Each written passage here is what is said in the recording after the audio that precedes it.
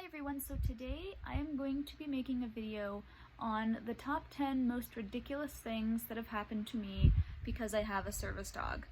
A couple of these things happened when I was training Casey, my previous service dog that I had to end up retiring early, but I'm just gonna read you guys my list of the top 10 ridiculous things that have happened. This list didn't take me very long to come up with because these things happen all the time. Things we just have to deal with as service dog handlers. So I'm gonna get started. So number 10 is, there was one time I was at Joann's and I was just working with Kismet, and Joann's is now pet friendly, so legitimate question, this older lady asked me, is that a service dog? And I said, yep. And I went to keep walking and she goes, you have a service dog? And I'm like, yep. And I just kept walking because whether they actually say it out loud or I can see it in their eyes or their body language, a lot of people don't think that I have a real service dog or that I have a real disability because, for one, I'm young, and for two, I don't look disabled. So a lot of people get really judgy, and I can tell it in their eyes or in their face or in their words, and it sucks, but that's just something that happens. So that's number 10. Number 9 is one that's really funny to me, and this one has happened actually a lot. So when I am just shopping somewhere and I'm standing and I'm looking at a row of stuff on the shelves, I put Kismet in a downstay in front of me. So he's laying on the floor in front of me. And I could be standing there looking at stuff for a few minutes, and then I say, all right, let's go, and Kismet gets up and starts walking with me. And I see people that are walking by me go, oh my gosh, I thought that was a stuffed animal. Like, they literally thought that my dog was a stuffed animal. And if you've seen Kismet's tasking videos, you've seen how large he is compared to me. He's not a small dog. You really think that I have a service dog vest on a large stuffed animal that is in a laying down position and I'm just dragging it around the store with me? Like, people honestly crack me up because he's so calm and still. When he actually moves, they're like, oh my gosh, I thought that was a fake dog. I really don't understand that one. I will never understand that one. It just makes me laugh. Alright, so number 8 actually happened when I was training Casey.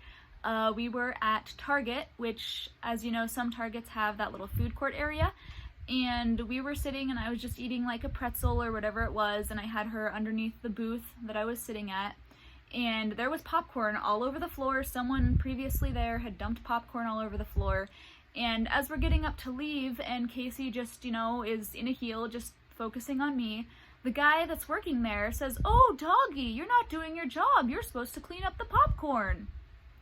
And I just, like, I couldn't even. I just had to keep walking because I was like, really, dude? That's your job to clean up the floor. It's not my service dog's job to clean up food off the floor. It's actually my dog's job to ignore the food on the floor. So that one still makes me laugh. So this next one, number 7, actually happened pretty recently. We were shopping, I think it was at Hobby Lobby, which again is now pet friendly, but, or at least ours is. But anyway, I had him in his shadow task, which if you've seen my task video, is he goes behind me and puts his head between my legs and then he lays down, and so it creates space behind me so that people can't get too close to me. And this woman had a grocery cart, and she just kept getting closer and closer to me, and Kismet was right there, and I'm like glancing behind me to like make sure she's not running into Kismet, and then Kismet kind of like gets up and shuffles. She had actually run over his tail, and she just kept getting closer.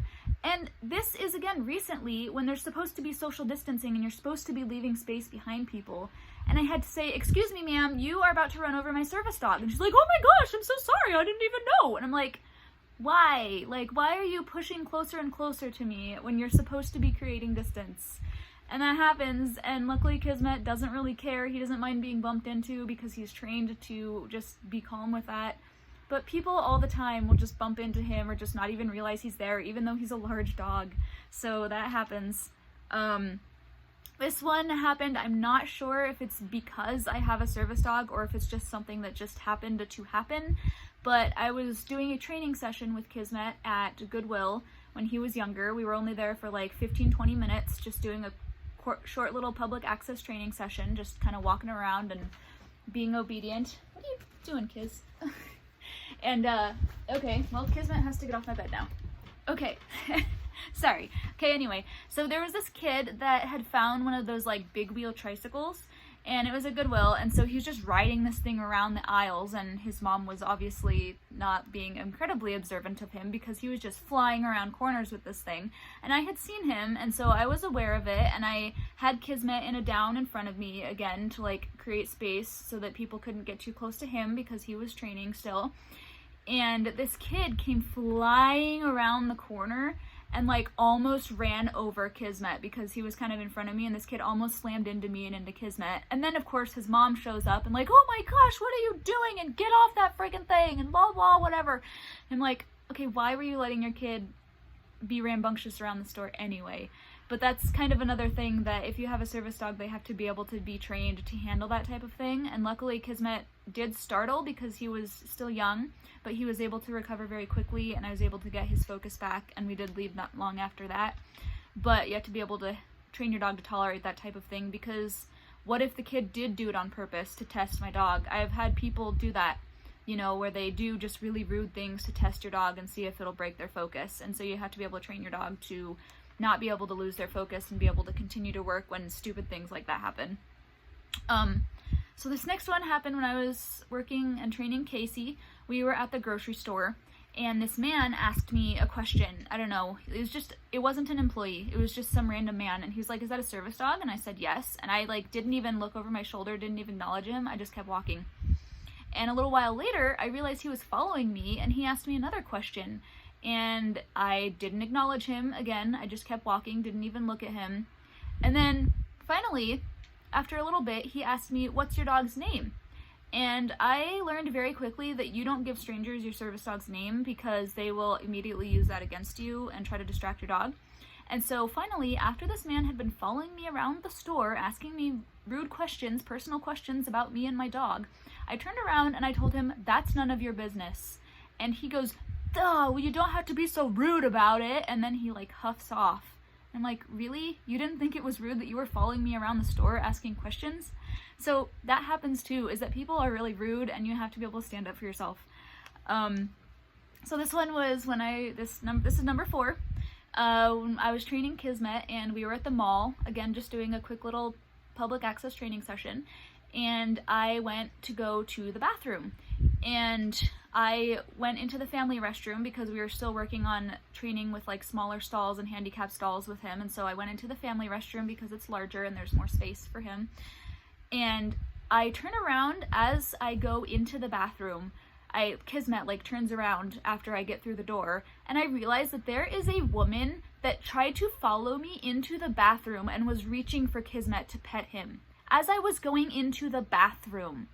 I was like, are you serious? Like, it wasn't a stall, but it was the family bathroom where it's just one room and the toilet and the sink, and you have to close the door. And she had followed me in the door and was trying to pet my dog, and I was just speechless. I just turned around and like gave her like a look, and she just like awkwardly left. But I was like, you really think that's okay? Like, did you think I'm blind or something and that I wouldn't see you follow me into the bathroom? Like, what's wrong with you? So that one was really weird.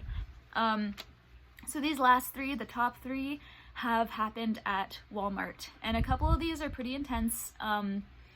And I will say that these people swore at me, or that bad things went down. This is one of the reasons I really don't like Walmart, and service dog handlers really don't like Walmart, because Walmart turns a blind eye, allows any dog to come in, doesn't ask if it's a service dog. They don't even remove dogs that they should remove if they're aggressive or pee somewhere or are disruptive. They don't care. They just think it's pet friendly, basically, and so it can get really dangerous for service dog handlers. And so again, I'm always having to be hyper vigilant. So this first one's a little bit funny, and it still just kind of cracks me up to this day. But Kismet and I were walking through the clothing section, and I saw this group. There was like 3 teenagers, I think, and an adult woman, and they walked by in front of us. And then literally they stopped in their tracks. These teenagers stopped in their tracks, backed up, and were like, oh my gosh, oh, look at the cute dog, oh my gosh, it's so cute. Like, just like oohing and awing over my dog. They stopped in their tracks and backed up and were pointing and like ogling over my dog. And something I've always wanted to say, and maybe it was a little bit rude of me to say, but I don't think that I said it in a rude tone at all. I just simply said, what, have you never seen a dog before? And the adult woman that's with them immediately snaps back with, I've seen a bitch.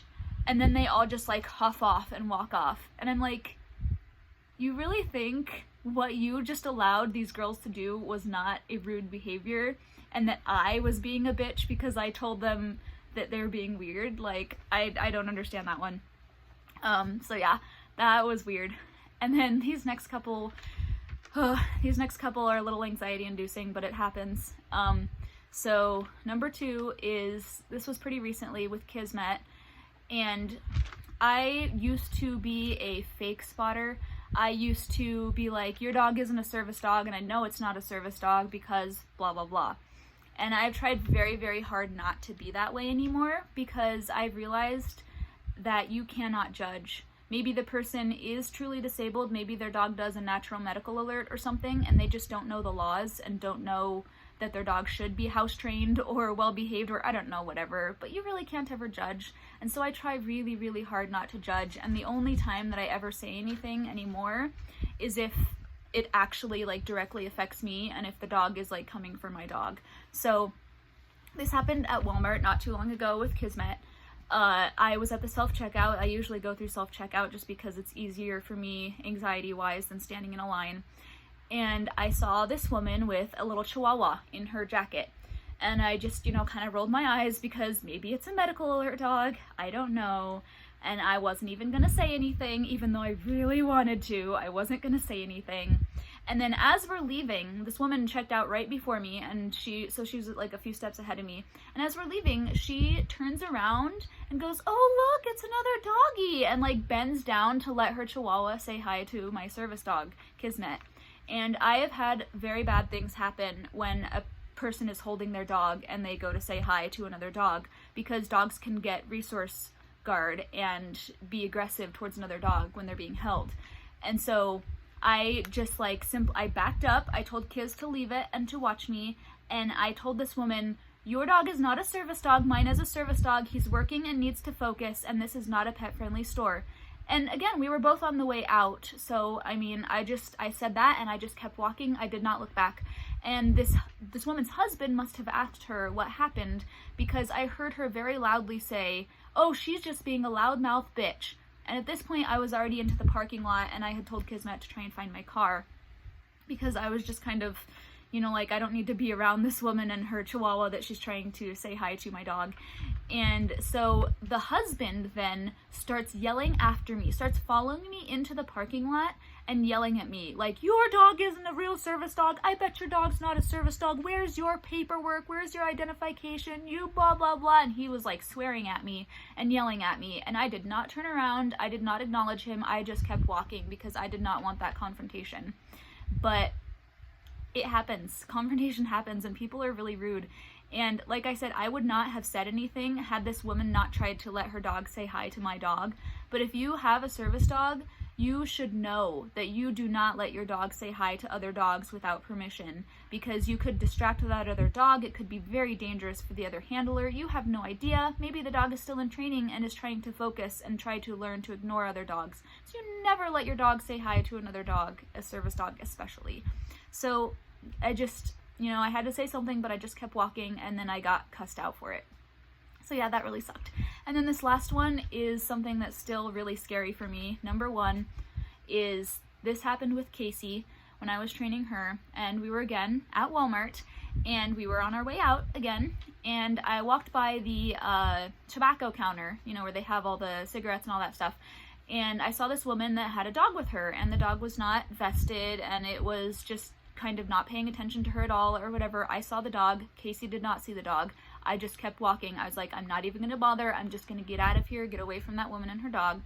And as we get closer to the door, I realized that this dog is walking up to me. This woman had dropped the dog's leash, and it was just walking right up to Casey, and I immediately body blocked Casey. I put her behind me, but again, Casey was still in training, and so she was trying to kind of see what was up with this dog. Thank goodness this dog was friendly, but it was too friendly. It would not leave Casey alone. It had its nose up her butt, and I could not body block it, and it would not leave her alone. And again, at this moment, I have already started to go into a panic attack, because if you have a service dog, you know that if an off-leash dog comes up to your dog, anything could happen. That could have been a really, really bad dog attack.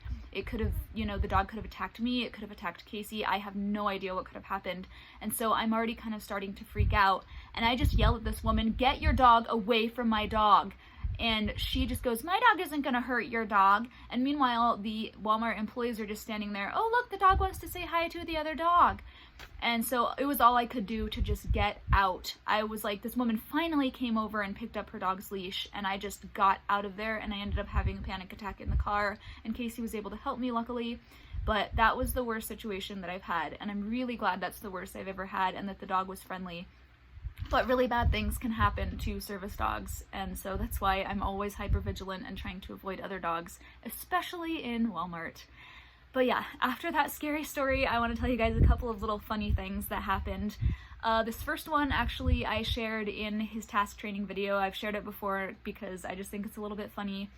Kismet and I were in Rexburg, Idaho for college, and it was -8 degrees outside, and I had been training Kismet to press the wheelchair door open buttons with his nose. And again, it was about -8 degrees, and I wasn't even thinking about it, and I had him press the button, and because his nose is wet and the button is metal, his nose almost got stuck to the button. And it didn't, and he was fine, but he ended up leaving a little nose print on the button, and I just thought that was kind of funny. And the other funny thing was actually when I was training Casey, I was going out with some friends. We were getting gelato, and the flavor that I got happened to be a little bit too cold, so it was kind of like frozen chunks. And Casey was under the table, and I accidentally dropped some on the floor because it was a little bit too chunky and frozen. And so I said, "Casey, leave it," and I cleaned up what was on the floor, and then I just kept eating my gelato. And then a few minutes later, Casey darted out from under the table, tail tucked, whale eyes, ears back, like terrified. And I look under the table and I don't see anything. Like maybe there was like something that moved, or maybe somebody bumped her with her foot or something, I don't know. So I'm like, "Casey, you're fine, hun. Go back under the table." And she refused to go back under the table. And I was like, "What is wrong?" And I'm like looking her over, and I see there was a huge chunk of gelato that had like stuck to her leg and was now like melting down her leg. And I bet that she had just started to feel it because of her fur. And so it was just melting down her leg. And I was just like, "Oh my gosh, I am so sorry, Casey." And I wish I'd gotten a picture looking back, because it would have been so much funnier. But I just wanted to clean her up and get it off of her. So I cleaned it up, I got it off her leg, and she went back under the table just fine. But that was kind of funny that I told her to leave it, and so she did. She didn't even lick it off her leg. So yeah, so that was kind of my funny experiences. But so yeah, thanks for watching this video, guys, of my top 10 ridiculous things that have happened because I have a service dog.